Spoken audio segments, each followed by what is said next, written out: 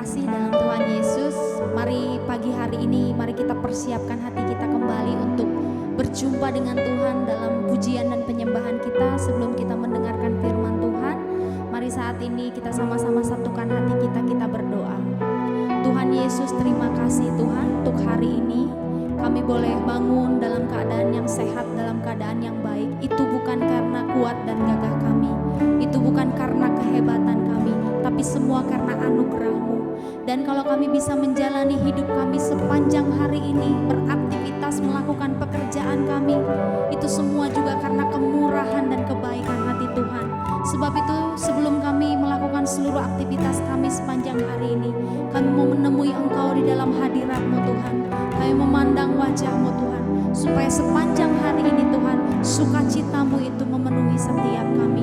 Biarlah pujian penyembahan kami ini Tuhan boleh menyenangkan hati Tuhan, menyukakan hati Tuhan. Terima kasih Bapa yang baik, kami mengucap syukur. Haleluya, haleluya.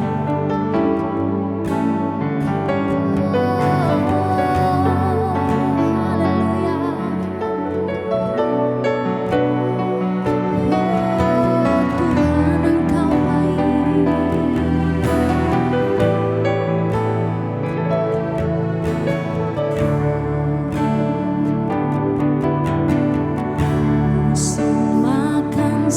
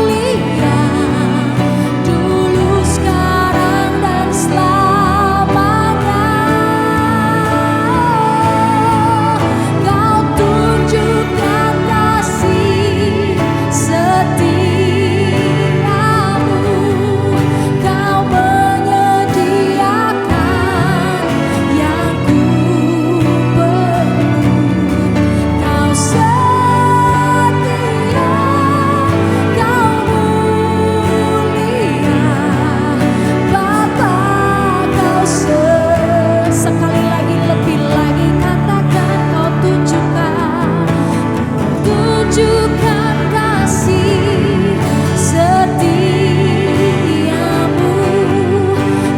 kau menyediakan yang ku perlu, kau setia, kau mulia, dulu, sekarang, dan selamanya.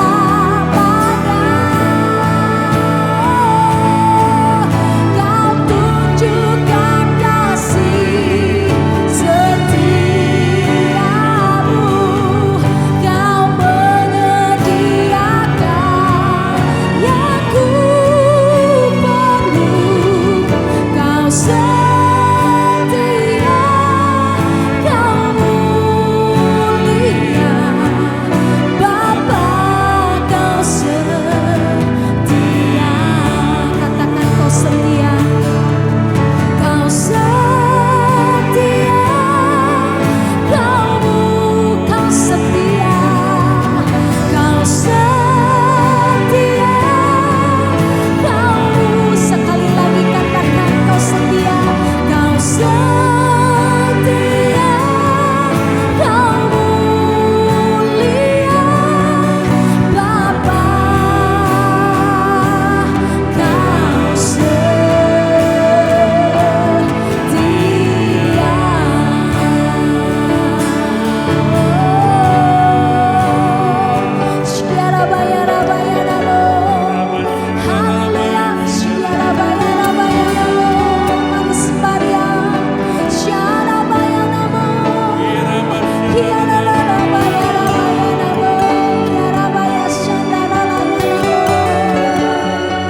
Terima kasih Bapa yang baik, terima kasih Bapa yang baik, kami milik kepunyaan-Mu, kami anak-anak kesayangan-Mu, hidup kami di dalam-Mu, hidup kami penuh kasih dan setia-Mu, kami akan pujian kami, sembah kami, haleluya,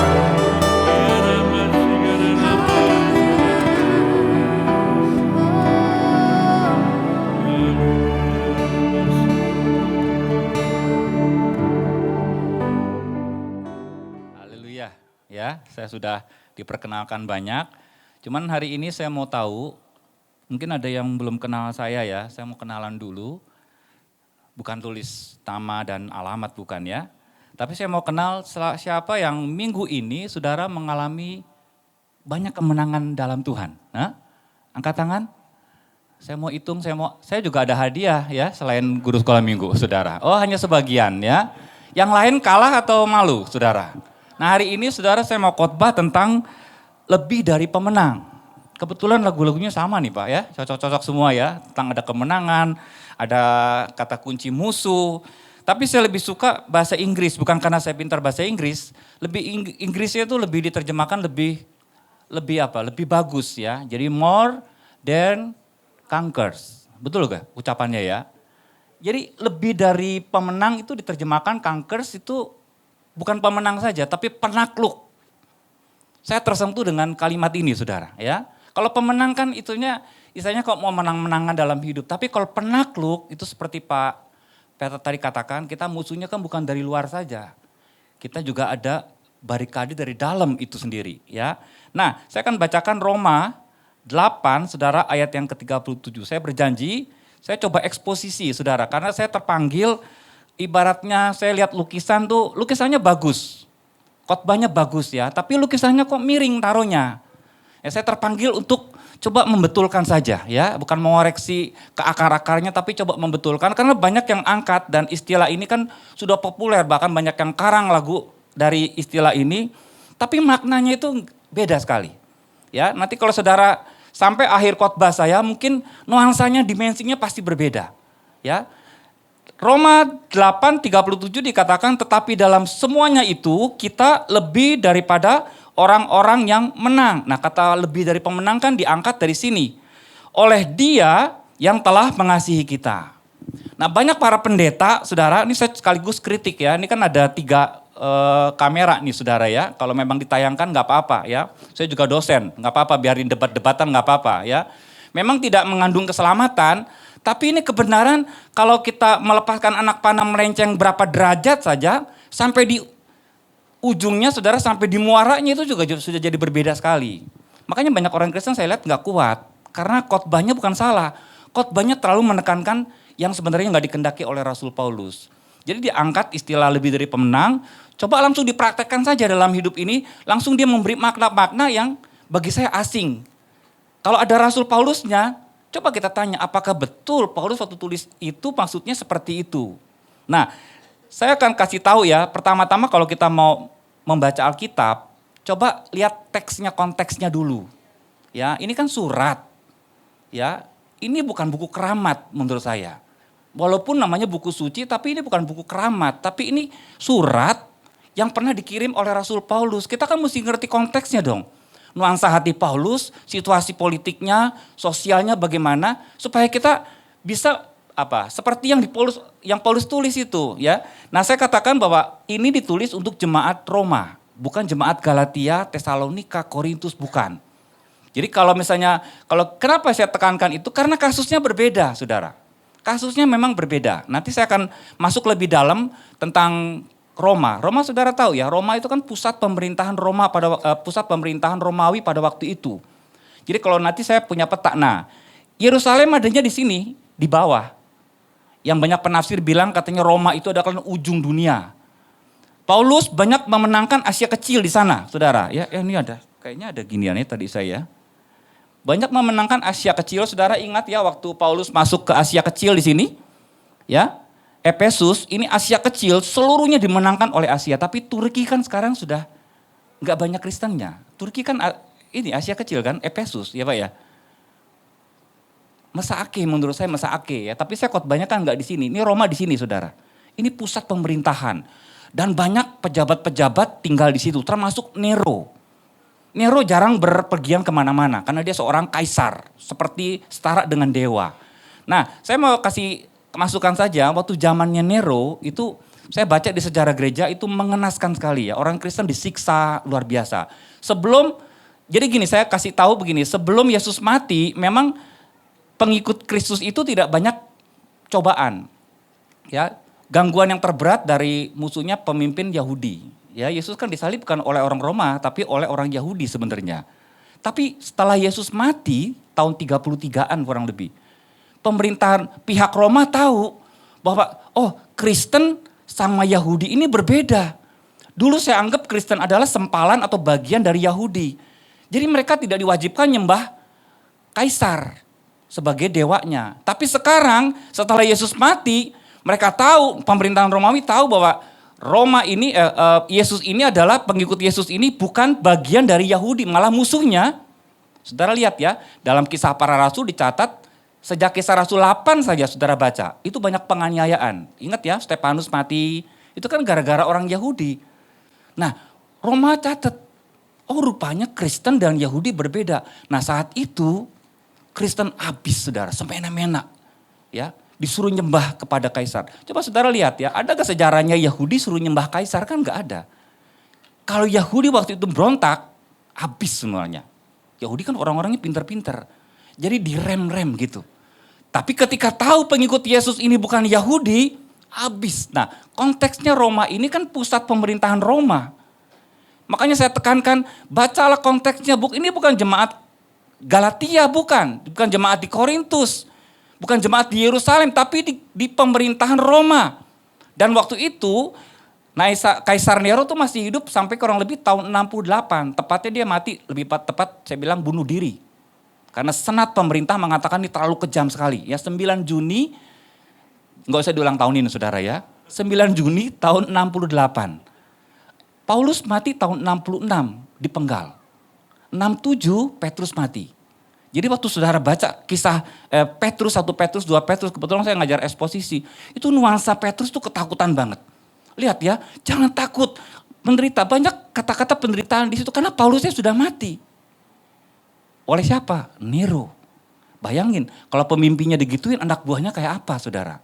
Makanya Paulus dia tulis surat dalam Roma 8, makanya khusus konteksnya harus baca dari kacamata orang Roma. Ya baru kita bisa terapkan di sini, di Bali saudara, dimanapun kita berada. Nah setelah itu saya katakan tadi, pemerintahan Roma anggap Kristen itu adalah musuhnya. Apakah betul pemerintahan Romawi musuhnya orang Kristen? Saya kasih tahu ya, jangan disangka orang Kristen tidak punya musuh ya. Roma 8 ayat 31, ada kata melawan juga di situ. Kata Paulus begini, sebab itu apakah yang akan kita katakan tentang semuanya itu?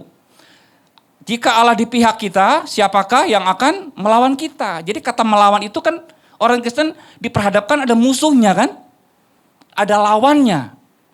Saudara tahu lawan orang Kristen siapa? Kan bukan pemerintahan Romawi. Bukan, malah mungkin orang Kristen disuruh mendoakan pemerintahan Romawi.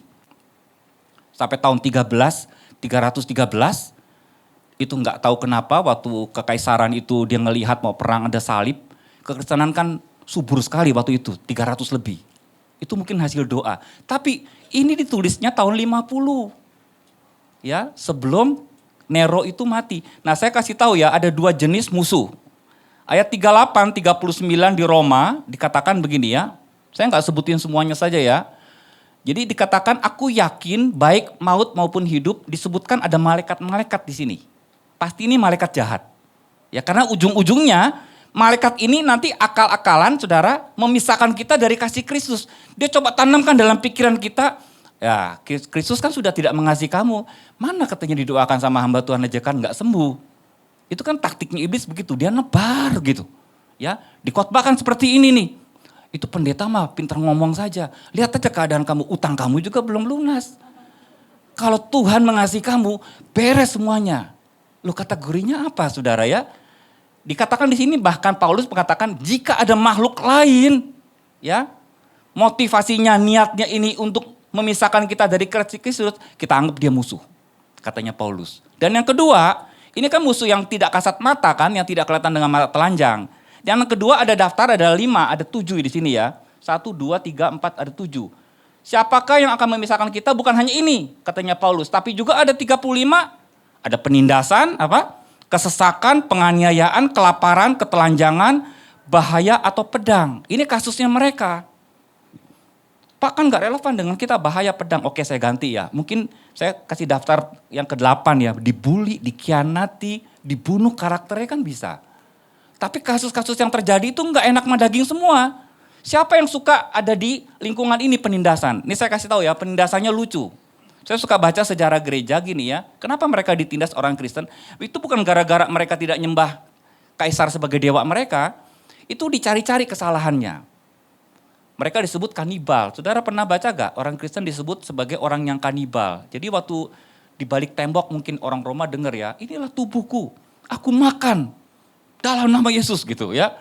Inilah darah Yesus, aku minum. Oh kanibal. Diaduin sama anak-anak buahnya kepada pemerintahan. Mereka kanibal, makan tubuh, makan minum darah. Betul, betul. Saya udah rekam nih, katanya saudara. Kanibal. Kan gak boleh ada yang kanibal di situ kan. Lalu kalau saudara baca di Roma terakhir ya, saya gak sempat kasih pasalnya. Di Roma bagian terakhir, 1-2 Korintus bagian terakhir, 1 Tesalonika sama di 1 Petrus. Itu kan ada istilah cium kudus. Ya. Nah gara-gara istilah itu, sekarang gak masalah. Tapi waktu abad-abad pertama itu cium kudus dianggap orang Kristen amoral. Masih istri orang dicium katanya. Jadi dicari-cari kesalahannya, nah ditindas mereka. Orang Roma gak mungkin nyiksa orang Kristen kalau gak punya alasan. Jadi dicari-cari alasannya. Saudara pernah gak salah sama seseorang dicari-cari kesalahannya. Supaya saudara di mata dia kelihatannya salah gitu. Digosipin, diambil data-data. Namanya gosip kan fakta-fakta yang dihubungkan walaupun tidak berhubungan, dipaksakan berhubungannya gitu saudara ya. Banyak orang Kristen juga ngalami. Nah itu dialami oleh orang Roma. Itu baru satu musuhnya. Kedua, kesesakan. Kesesakan ini berbicara tentang kalau bahasa teks Yunaninya itu bencana. Harta mereka diambil. Kalau mereka kerja ketahuan orang Kristen di PHK. Pemerintahan Romawi berkuasa, mau protes kemana? Ke polisi. Polisinya juga orang Roma. Ya, ke pengadilan. Pengadilan juga orang Roma. Gak bisa apa-apa. Lalu yang ketiga penganiayaan. Pasti ini penganiayaan fisik. Ya kalau zaman sekarang saudara mungkin, kan sekarang kita udah nggak disiksa Pak. Ya tapi kan banyak itu KDRT juga kan banyak ya. Sama orang yang kita cintai, kita dipukul, kita dimaki-maki ya. Penganiayaan fisik ya. Lalu yang keempat ada kelaparan. Ini saya baca sejarah gerejanya ini mereka di penjara lalu orang-orang Romawi ini pura-pura lupa kasih makan kepada mereka. Jadi banyak laporan-laporan mereka ada yang mati di penjara karena nggak dikasih makan. Mereka mau makan dari mana coba? Kan nggak mungkin ada yang masuk penjara, mereka kirimkan makanan, kan nggak mungkin saudara. Karena yang jaga juga orang Roma. Ketelanjangan. Nah ini lebih sadis ya.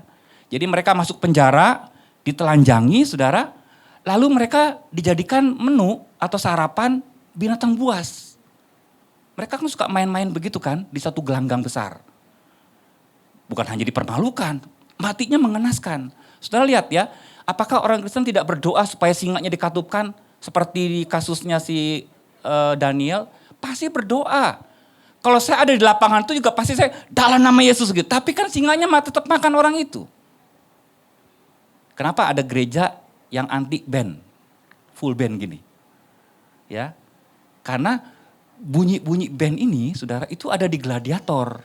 Bahkan organ, waktu mereka dicabik-cabik binatang buas, itu organ dibunyikan. Jadi beberapa gereja tuh masih trauma secara psikolog. Jangan pakai katanya. Ya, sampai sekarang. Karena kan kebetulan dokter saya itu disertasinya tentang musik Pak. Saya selidikin begitu. Saya ke ortodoks, saya ke katolik, saya selidikin. Oh kasusnya bukan doktrinal. Tapi itu masalah psikologi ke trauma. Didoakan aja. Karena apa? Banyak yang telanjang saudara-saudara mereka itu dimakan betul-betul di depan mata mereka. Itu kasus orang Roma saudara. Ya waktu saya tahu begini, aduh saya mesti sorot Roma 8:37 dari kasusnya Roma saja dulu. Biar saya bisa ambil pelajaran dan saya bisa terapkan. Saya enggak perkosa ini ayat, paksakan ini ayat seperti apa yang saya mau. Lalu ada dua kata lagi yang tertinggal, bahaya dan pedang. Ini Paulus kayaknya enggak menggambarkan bahayanya seperti apa, ya pedangnya seperti apa, sampai di ayat yang ke-36 dia kutip ini aja saudara. Seperti ada tertulis, dia kutip dari Mazmur, oleh karena engkau kami ada dalam bahaya maut sepanjang hari, kami telah dianggap sebagai domba-domba sembelihan. Jadi artinya setiap saat mereka tuh bisa mati seketika, mati seenaknya. Ya sampai sini saudara bisa lihat ya, kelihatan dengan kasat mata, mereka kan seperti orang kalah kan, orang Kristen kan. Seperti seperti orang bodoh, seperti orang yang gak punya hak, dihina diam aja, dipukul diam aja, pengecut banget gitu orang Kristen gak bisa ngelawan. Nah kalau ada kasusnya saudara itu mirip seperti Roma, maka ayat ini cocok untuk saudara. Saya tanya dulu ya, ada gak di sini yang kesehatannya terganggu? Kemarin sih saya sakit Pak, sembuh secara total, didoakan Pak Peter, bagus ya, cakep gitu ya. Tapi mungkin ada yang krisis, sakit juga mungkin ada di sini, yang didoakan berkali-kali, nama Yesus ditengking begitu, untuk penyakitnya juga gak sembuh-sembuh juga kan ada. Ekonomi. Ya puji Tuhan kalau saudara punya pekerjaan baru dan lebih mapan daripada bulan lalu. Tapi kan ada di antara kita ini yang datang juga lagi nangis. Dia bergumul akan masa depannya. Ya, ini gimana katanya ekonomi makin sulit katanya ya. Saingan saya online. Boro-boro online, saya gatek. Pencet handphone aja saya susah. Boro-boro saya ngelawan orang IT. Banyak kasus terjadi mirip-mirip seperti orang Roma. Kalau rumah tangga saudara sedang adem ayem, puji Tuhan harmonis. Tapi juga kan ada kan suami yang galak atau istri yang cerewet banget kan ada juga. Atau anak-anak, saya kasih tahu ya bocorannya, banyak pendeta sibuk di Jakarta anaknya narkoba. Syok saya. Hah, anakmu narkoba? Iya, gak ada waktu. Saudara sebut kemenangan gak? Saya sebut kekalahan. Dan itu kasus, tersetres itu. Jadi jangan disangka pendeta gak punya masalah, banyak masalahnya. Kalau kita mau terapkan di tentang Roma, mirip-mirip lah. Mungkin ada yang sedang dibully ya, sedang digosipin nih sekarang nih. Orang Roma juga pernah digosipin seperti yang saya laporkan tadi. Kita mau definisikan dulu arti menang ya. Kayaknya dari raut mukanya nih kata menang kayaknya agak bingung ya.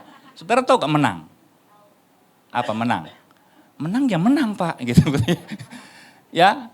Jadi menang gini ya, singkatnya ya, ini kan bukan seminar, menang itu sebenarnya identik dengan senang. Gak ada orang menang nangis tuh gak ada. Paling nangisnya kan nangis terharu kan, gembira. Nah menang itu kalau saya definisikan secara singkat, Karena dia mendapatkan apa yang dia inginkan atau yang dia butuhkan.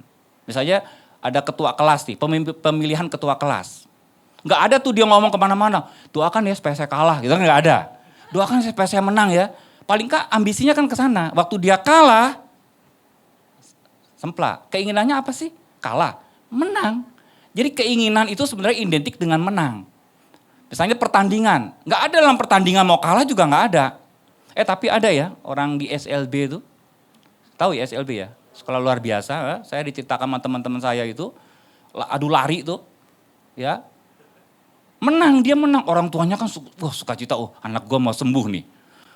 Waktu sampai mau garis finish, dia ngeliat teman-teman dia kan di belakang. Dia bilang, sini katanya, ya elah, sini cepetan katanya ya. Ayo masuk katanya. Dia kalah, saudara. Tapi kan jarang yang kayak gitu kan jarang. Yang namanya menang itu kan dia mau betul buru-buru sampai di garis finish kan. Keinginannya apa? Ya mau menang, mau piala itu. Kalau ada hadiahnya apalagi. Itu menang. Nah kemudian konsep ini diambil oleh para pendeta, diterapkan ke kita, Kristen. Termasuk saya juga pernah menerapkan ini. Misalnya gini ya, kalau di antara saudara ada yang krisis ekonomi, siapa yang krisis ekonomi? Saya berdoa, maju ke depan. Maju ke depan saudara.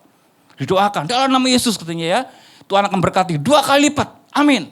Hutangnya lunas, katanya ya. Tuhan yang lunasin katanya. Enak, ya saya juga seneng dong gitu. Amin, haleluya. Tupah, gue bilang apa, lu ke gereja sini ya, utang, sakit, beres. Ya kita gak perlu keluarin duit ke rumah sakit ya. Karena kata menang kan di situ kan. Nah ketika dia ada berkat, minggu depan datang lagi kan kesaksian kan. Ada kesaksian gak Pak di sini? Ada kesaksian kan?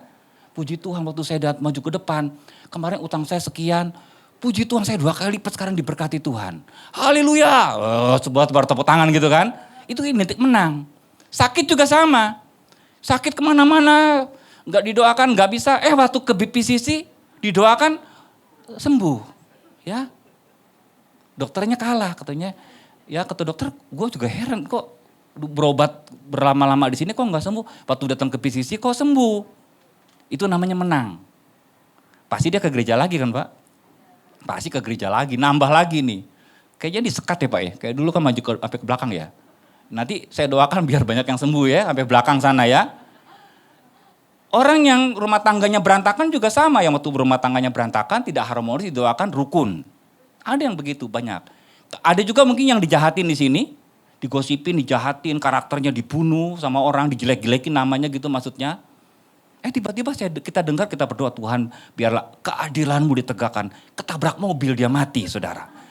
Saudara bilang puji Tuhan enggak? Iya ngomongnya enggak tapi hati kita haleluya. Apa gue bilang jangan lawan gue ya. Itu menang, arti menang kemudian diterapkan. Saya sudah mendarah daging loh, DNA saya itu DNA menang. Betul. Ya, lagu-lagu tadi juga ada yang lagu-lagu salah sebenarnya tuh yang kemenangan-kemenangan tadi itu. Kayaknya kita kan mau menang sendiri. Menang tuh identik dengan senang. Padahal kata menang di sini atau lebih dari pemenang itu nggak ada hubungannya dengan senang. Nanti di ujung khotbah saya banyak yang nangis pasti. Karena kenapa? Arti menangnya berbeda.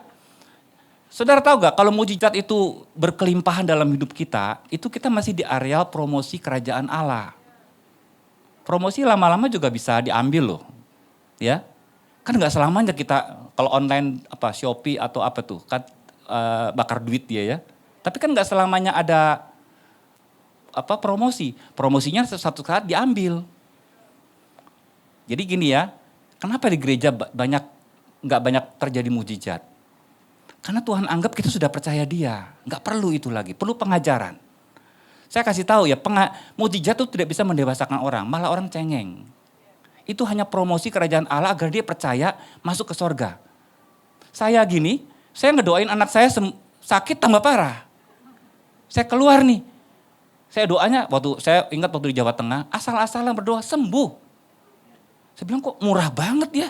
Mujizat kata Tuhan, iya aku lagi promosi. Tapi promosi itu akan ditarik dari kerajaan Allah. Jadi kalau sekarang sudah tidak ada mujizat lagi, jangan nangis. Saudara itu asli dalam kerajaan Allah sesungguhnya. Ya, kalau masih banyak mujizat, itu masih pelataran kerajaan Allah belum masuk. Masih ayo dong masuk, masih diiming-imingin gitu. Ya, makanya sekarang kalau saya sakit nih, ya doa sih Tuhan dalam nama Yesus sembuh. Saya ngomong lagi, tapi kalau nggak sembuh juga nggak apa-apa sih Tuhan. Saya bilang, kalau dulu kan dalam nama Yesus, aku bukan rumah sakit, aku bait Allah. Nggak sembuh ya juga, udah semangat-semangat. Kenapa kita nggak manjur? Karena kita promosinya sudah diangkat. Konsep PL dan PB itu juga berbeda tentang istilah menang dan mujizat. Kalau kita ngomong di perjanjian lama, itu pasti mujizat. Misalnya siapa ya, si tadi Daniel di Gua Singa. Dimakan gak sama singa? Enggak. Bagi Daniel itu kemenangan berkat luar biasa kan. Sampai Nebukadnezar itu bertobat di situ. Allah mula yang menolong kau kan katanya. Banyak persengketaan di teologi apakah Nebukadnezar itu bertobat apa tidak. Tapi yang penting dia sudah memuji nama Tuhan kan. Karena apa? Karena mujizat terjadi di situ. Itu bagi saya aneh. Ya, enggak dimakan singa tuh aneh. Lalu kedua ya, misalnya waktu siapa tuh kemarau? Elia. Waktu Elia ada di musim kemarau, itu kan yang bawain roti kan burung yang paling pelit di dunia kan, burung gagak. Itu nggak masuk akal. Kalau saya bilang, kok bisa ya? Nah sekarang mungkin kalau ada burung gagak yang datang nih berupa orang atau apa, saudara masih dalam rangka promosi. Jangan girang. Puji Tuhan saya nggak makan, ada yang ngantar beras Pak 50 kilo. Ada amplop yang jatuh di depan rumah saya, ini benar terjadi loh saudara. Saya bilang itu betul gak? Betul, ada amplop itu banyak banget uang katanya. Saya sampai gak percaya, kalau gak percaya teman akrab saya.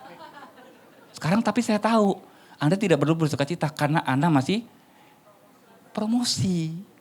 Jangan girang dulu, Anda belum dianggap anggota, belum dianggap member. Belum sah ya. Oh dulu saya senang sekali, betul senang ya. Tapi kalau kita pelayanan, mujizat gak apa-apa karena kita kan lagi promosikan kerajaan Allah. Kita kan lagi narik orang kan. Lihat kitab Matius, Markus, Lukas, Yohanes. Berapa mujizat terjadi? Kisah para Rasul sampai pasal 8. Pasal 8 sudah stop mujizat. Sampai KPR, kisah para Rasul mau diganti oleh para teolog, kisah perbuatan Roh Kudus. Diprotes. Roh Kudus kerja sampai kisah Rasul pasal 8. Karena pasal 9, 10, 11 sampai 22 itu penyiksaan semua. Baca kitab dan di kitab-kitab surat-surat Paulus sebutkan mujizat mana coba saya katakan. Enggak ada. Mereka sudah masuk dalam kerajaan Allah yang sesungguhnya. Dan masuk ke dalam pengajaran yang dalam. Ya, makanya kitab Roma perlu dibahas lagi sekarang oleh gereja-gereja yang sangat mementingkan pelataran itu. Yang promosinya gila-gilaan itu. Boleh sih ya. Setelah dapat umpan banyak begitu, setelah dapat. Kan perlu disiangin saudara. Ikan-ikan itu kan perlu dibenahin. Supaya kita dipersiapkan untuk apa? Bukan hanya untuk mati. Untuk memerintah bersama dengan Kristus. Dalam perjanjian lama ada lagi satu ya, yang kasus yang hebat sekali. Siapa tuh yang mayatnya, atau ada mayat terus dibuang ke kuburannya Elisa. Pernah dengar gak? Mayatnya hidup. Coba kan sudah mati itu. Ini juga si Elisanya kan sudah mati. Tulangnya. Tapi sekarang kan tidak terjadi. Coba saudara dengar gak? Boro-boro tulang yang hidupin orang. Orang hidupin aja didoain mati. Ya kan?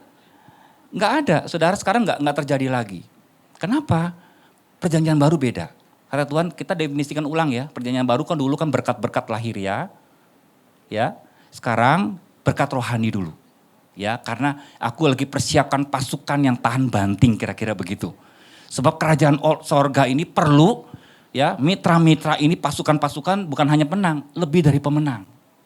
Makanya istilah lebih dari pemenang hanya ada di kitab Roma. Coba ya kita baca ya, ini kan ada kata lebih di sini. Saudara tahu gak kata lebih?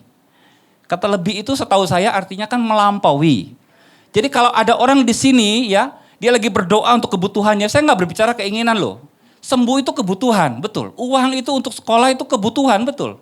Kalau keinginan kan sudah mobil 1, dia mau mobil 10 gitu kan. Istri 1 dia, jangan dah itu nanti duniawi ya di sini ya. Rumah 1 dia mau yang lain lagi. Tapi ini kebutuhan, sehat itu kebutuhan. Patut didoakan dong, uang untuk kebutuhan semua. Tapi kalau keinginan bahkan kebutuhan kita nggak terpenuhi, malah kita terhimpit dengan berbagai masalah. Ya, saya mau kasih tahu ya, dikatakan ada kata lebih di sini. Jadi saudara itu, kata lebih itu melampaui orang-orang Kristen rata-rata yang tadi yang saya sebutkan itu. Tapi kalau saudara mau bertumpuk kita nggak bicara orang kalah ya, ini orang yang menang. Nih saya kasih tahu ya, ini orang menang nih, orang kalah ya, ini ada orang Kristen yang menang. Kan ada lagi gelar yang ketiga nih, lebih dari pemenang kan. Kalau saudara mau di sini, ya didoakan terus. cengeng. Di sini menang nih, setan kalah. Ya, mujizat terjadi. Tapi saya mau kasih tahu sama blog itu, Anda itu lagi promosi. Jangan girang dulu, belum tentu jadi anggota kamu. Oh gitu, iya. Loh, sebutin di Alkitab, Vero Fenisia, perempuan Vero Fenisia kan? Ke sorga gak? Belum tentu.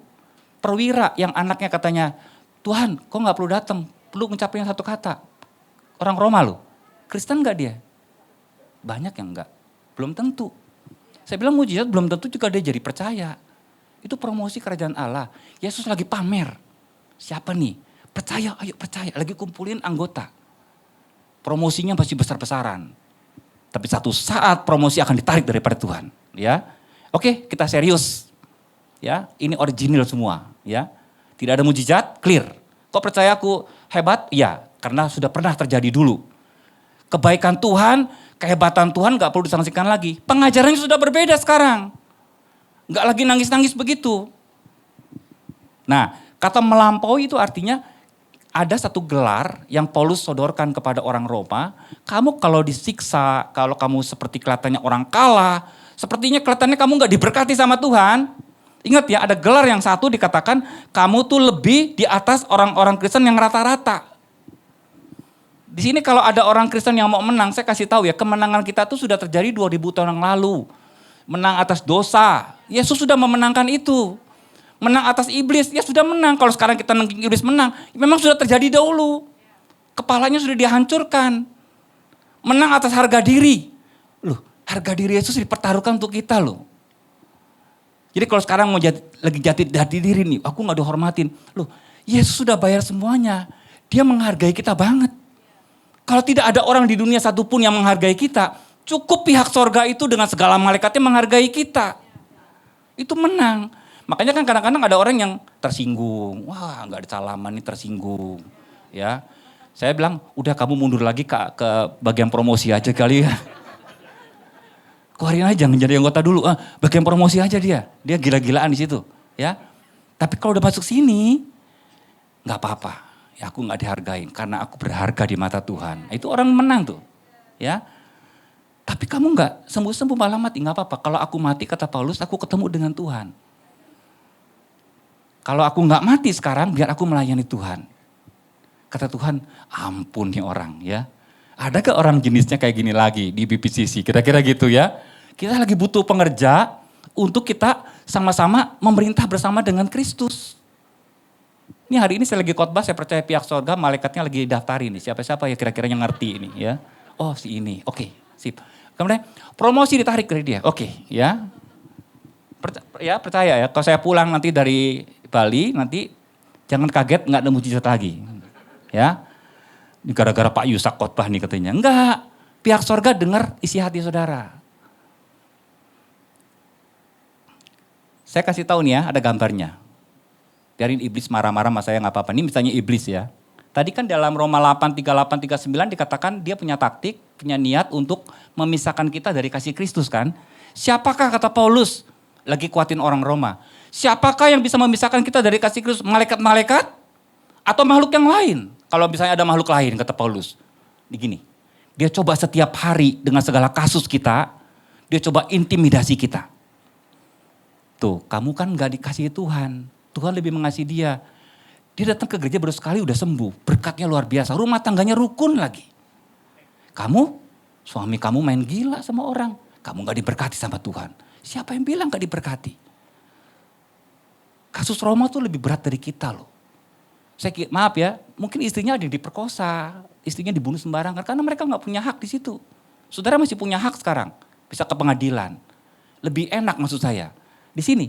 Ya, coba untuk memisahkan kita dari kasih Kristus supaya saudara curiga, protes sama Tuhan, bahkan kalau bisa ganti agama. Makanya saya bilang ya, kalau ada orang Kristen kemudian dia pindah agama lain, dia belum Kristen sebenarnya. Boro-boro dia yang promosi. Di sono aja masih dipertanyakan yang kalah nih, golongan kalah nih. Kan kalah kan orang Kristen yang benar kan ada juga kan, ya sedikit aja tersinggung.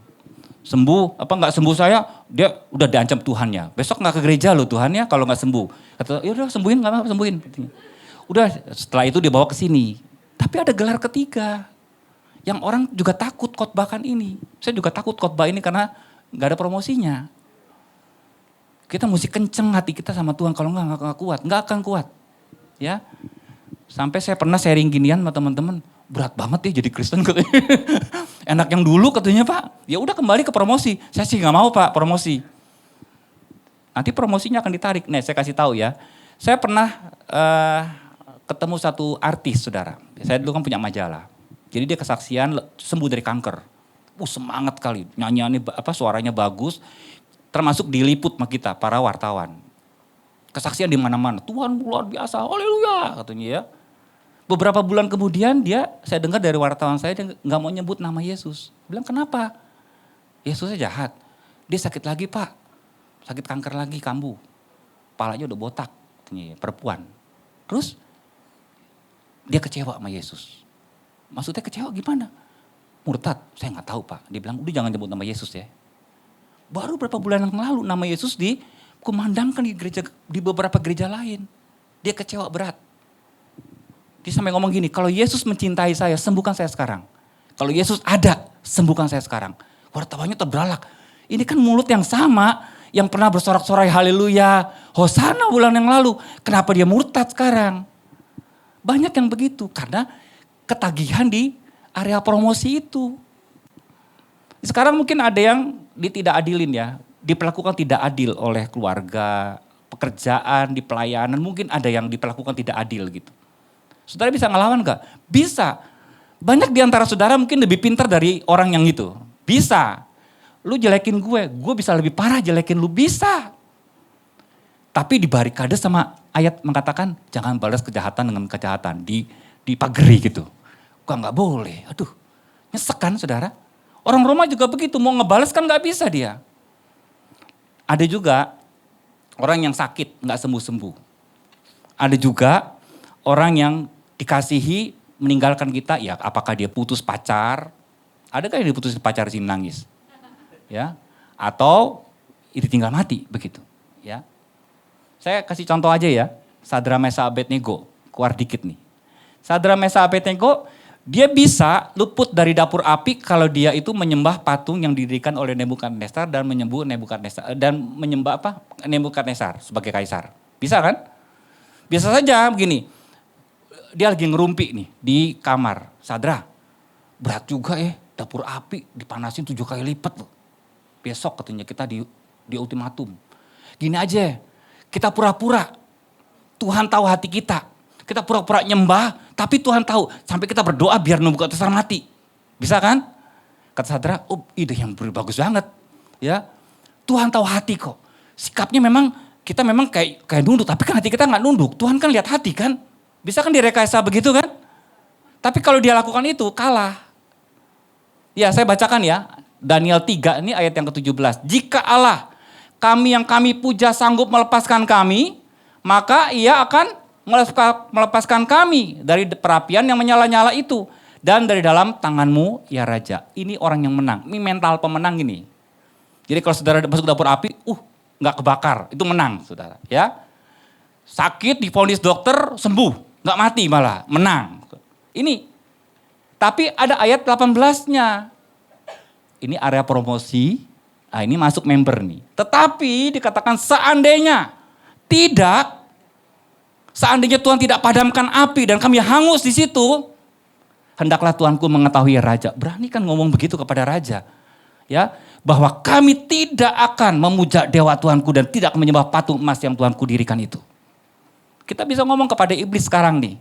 Ya, engkau berbagai intimidasi boleh. Kok orang dekatku juga dipakai, engkau boleh gak apa-apa. Ya, tapi engkau dengar ya, aku tidak akan pernah kecewa sama Tuhan dan tidak pernah curiga sama sekali. Itu sama kata-katanya salah. Kasusnya berbeda. Sakit juga sama. Ketika dokter vonis, kau mati katanya. Ya kita sih maunya sembuh. Saya juga sampai sekarang masih doain orang sembuh, masih. Gak bilang mati, enggak. Saya juga gak bilang sama orang sakit, Anda lagi promosi Tuhan gak apa enggak? Enggak. Ya kan dia kasusnya kan beda. Kita doakan. Kalau misalnya kebanyakan sih orang yang, jadi gini ya, kalau misalnya dia sembuh, berarti kita menilai imannya itu masih rendah. Oh dia sembuh Pak, mujizat. Masih rendah dia nih. Dikatrol sama Tuhan supaya enggak pergi. Tapi kalau Anda doakan orang, ini kan pasalnya juga hamba Tuhan. Doakan hamba Tuhan, gak sembuh-sembuh. Nah kemungkinan dia lagi masuk ke dalam dapur api. Udah jangan nyangkal Tuhan.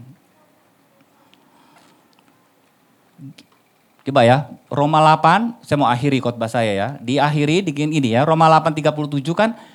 Ini gara-gara ayat ini saya mau kasih tahu ya. Ini gelar orang Kristen ada 3 jadinya, levelnya. Ya tadi pertama kan yang kalah. Kedua kan yang menang. Ya saudara boleh pilih lah ya. Boleh jadi orang Kristen kalah juga boleh, kedagingan. Orang yang menang yang dapetin apa yang diinginkan juga boleh. Tapi kan ada gelar ketiga setelah Roma 8 ditulis ayat yang ke-37. Ini boleh gak saya pakai istilah penyintas? Penyintas itu artinya apa? Penyintas kan orang yang pernah melewati itu kan penyakit, masalah gitu kan. Nah berarti kalau orang sudah tidak di sini, tapi ada di sini lebih dari pemenang, itu juga penyintas sebenarnya. Anda penyintas orangnya Tuhan ini sebenarnya. Kalau Pak Yusak cerita begitu, aku lebih parah Pak. Anda penyintas itu ya. Anda itu sudah melalui yang berat-berat dalam hidup ini. Saya ngeri loh ngadepin sama orang gini. Karena dia diapain aja gak bakalan murtad. Gak bakalan dia menghina Tuhan. Auranya enak dekat orang ini. Kuat imannya. Kan kalau mendekat orang yang ini. Kemarin gue doa gak sembuh-sembuh Pak Yusak. Salah apa gimana hamba Tuhan ini kali kurang diurapi sama Tuhan ya. Apa doanya salah, baca-bacanya, formatnya salah. Salah di mananya Pak? Mau dianalisa. Susah. Ada di situ. Saya percaya ya, kalau saudara sudah masuk level lebih dari pemenang, gak ada orang bisa ganggu iman saudara lagi. Ya, saudara keep itu Tuhan. Ya, misalnya Tuhan doa di rumah sakit juga sama, anaknya sakit nih. Maunya sembuh kan? Kita boleh doa sembuh juga boleh. Tapi ada embel-embel di belakang nanti nih. Tuhan seandainya engkau gak sembuhkan anak saya, asal iblis tahu aja. Kalau ini taktik dari iblis, kita tidak akan pernah murtad. Ya, saya akan bawa jiwa-jiwa ke BPCC lebih banyak lagi. Karena di sini promosi sudah ditarik sama Tuhan gitu, saudara ya. Kenapa? Ini pembenaran ini di sini. Di sono nggak apa-apa, di sono nggak apa-apa. Sorak-sorai nggak apa-apa. Besok habis loh. Masuk ke areal sini juga kan? Kan mau nggak mau kan ke level sini. Apa mau mundur lagi ke kalah gitu kan enggak. Dan saya tanya, apakah nanti masuk surga maunya kayak gini terus? Sakit sembuh, utangnya dibayarin, kan enggak begini terus. Saya baca ya ayat terakhir ya. Sebelum baca ayat terakhir, saya cukup kaget arti istilah menang. Arti istilah lebih dari pemenang itu bahasa Yunaninya tuh hupernikomen. Artinya tuh mendapat kemenangan yang mutlak. Ya, pernah gak tahu ada orang petinju itu yang habis-habisan babak belur mukanya, berjuang di pertandingan itu, kemudian dia menang mutlak. Menang mutlak kalau di KO. Dia kan dapat bonus kan? Selain dia dapat medali emas, terus dapat uang. Kan biasanya kalau zaman sekarang kalau saya jadi yang mengadakan, saya kasih bonus tuh asuransi kesehatan gratis gitu. Ya asuransi kematian, kalau mati kita hormatin lah petinju ini karena memang dia adalah orang yang menjadi legend di dunia. Masa depan anaknya kita tanggung. Termasuk kalau lagi stres dia, kalau lagi ada masalah di petinju, ini bonus. Dikasih konseling gratis, psikiater atau psikolog.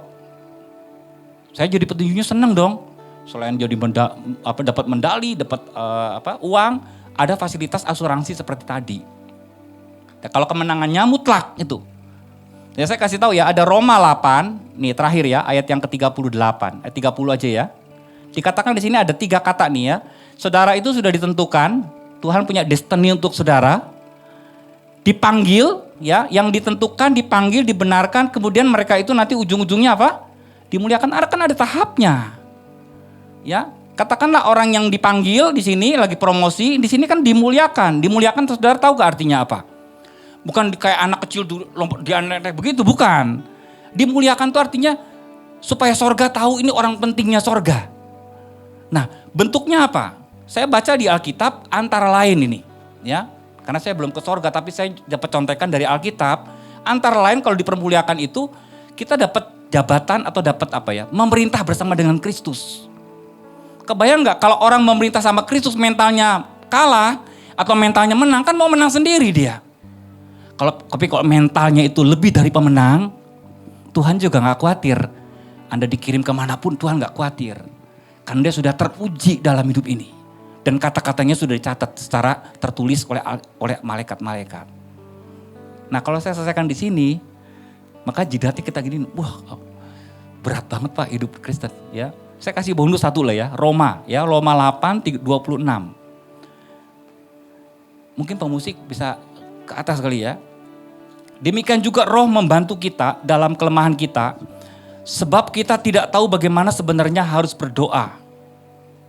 Ini beda dengan para motivator loh. Kalau motivator kan mengatakan kita ini orang yang kuat, tapi Paulus mengatakan kita orang yang rentan, yang lemah. Kita tidak tahu bagaimana sebenarnya harus berdoa. Saudara tahu gak caranya berdoa? Tahu kan? Tapi kalau saudara lagi tertekan, saya kasih tahu ya, saudara gak bakal bisa berdoa dengan netral. Ya, kalau saudara misalnya ya diperlakukan jahat sama orang. Bahasa yang kedengaran begini, Tuhan biarlah keadilan-Mu ditegakkan. Tapi muatannya di dalam, biarlah Engkau hancurkan dia Tuhan. Ya tak? Gemaknya memang biarlah keadilan-Mu ditegakkan. Saudara gak punya mobil, gak punya rumah, malu sama tetangga. Malu Pak naik motor mulu. Berdoa, Tuhan jangan permalukan hamba-Mu. Bukan, itu dia memang dia mau saingin. Jadi kalau orang tertekan, pendeta bisa ditipu, tapi Tuhan malaikat gak bisa ditipu. Makanya Paulus bilang, kalau Anda lagi tertekan, ada yang harus mendikte hidup Anda. Ini dikatakan, tapi Roh sendiri berdoa untuk kita kepada Allah dengan keluhan-keluhan yang tidak terucapkan. Sebenarnya bukan kata-kata terucapkan, tapi tidak dengan kata-kata yang kita ngerti. Saudara pernah gak lagi tertekan, dia ngebully, bulinya juga belum habis. Karakter saya habis sama dia, sakit lagi nih anak, ada tagihan lagi, aduh pusing ya. Jadi kepala pusing ya Pak, pusing. Ini gara-gara gue berdoa jadi kepala sih, jadi pusing semuanya. Kan gak bisa mundur lagi jadi ekor, masa Tuhan jadikan saya ekor, kan gak bisa. Udah bertahan di situ dan apa yang terjadi? Dia berdoa di situ. Nah nanti kalau kita sudah tidak kuat, nanti cuman ada bualan-bualan dari roh saudara. Pernah ada gitu? Bibirnya bergetar-getar. Ini saya nggak bicara tentang bapak-bapak begitu ya, tapi getar. Nah itu roh yang sedang berdoa. Karena saudara dapat diambang batas kekuatan saudara. Udah berdarah-darah nih Tuhan. Nangis begitu, saya pernah gitu loh. Wah udah gak kuat. Tapi ada roh yang membual-bual. Saya bilang ini bahasa roh yang asli kayak gini. Bukan yang kedengaran aja. Kan ada kan bahasa roh yang sandal lama begitu. Kan ada yang niru juga bisa. Tapi yang benar adalah keluar doa itu dari roh saudara. Itu ketahuan kok. Kalau ada orang yang bahasa yang kok dari roh di sini. Gak perlu kalimat banyak. 1-2 kata saja. Itu dimensinya tuh luar biasa. Karena di doanya jujur dan sampai ke plafonnya sorga sana. Saya mau kasih tahu kepada saudara ya, hari ini kalau saudara ada dalam dimensi seperti orang Roma, saya tawarkan satu gelar baru. Lebih dari pemenang, lebih dari seorang penakluk itu. Ini PR saudara ke depan. Mari kita berdoa saudara.